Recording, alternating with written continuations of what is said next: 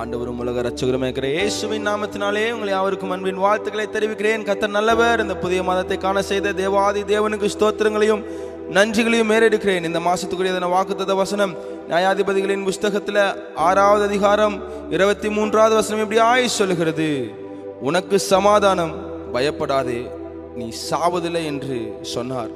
உங்களுடைய வாழ்க்கையில குறித்து, உங்களுடைய வேலைகளை குறித்து, உங்களுடைய பலவீனத்தை குறித்து, உங்களுடைய குடும்ப எதிர்காலத்தை குறித்து, பிள்ளைகளுடைய எதிர்காலத்தை குறித்து, உங்களுடைய பிஸ்னஸை குறித்து கலங்கி கொண்டு, புலம்பிக் கொண்டு, அழுது கொண்டு, யாருக்கும் தெரியாத இடங்களில கஷ்டங்களை வெளியே சொல்ல முடியாதபடி நீங்க இன்றைக்கு அழுது கொண்டிருப்பீங்கன்னு சொன்னா, இந்த ஆகஸ்ட் மாசத்துல தேவன் உங்களை பார்த்து சொல்லுகிறார், I will give you piece.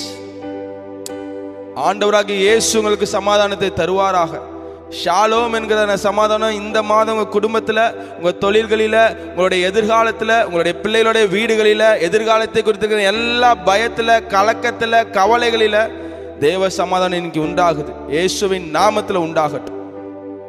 இது கேட்கிறதான வீடுகளில் கர்த்தர் அப்பேற்பட்டதான சமாதானம், புத்திக்கு எட்டாத பிலிப்பியர் 4:6-7 சொல்லப்பட்டது போல புத்தி கேட்டாத மேலான சமாதானத்தினால் கர்த்தர் நிரப்பி ஆசீர்வதிப்பீராக.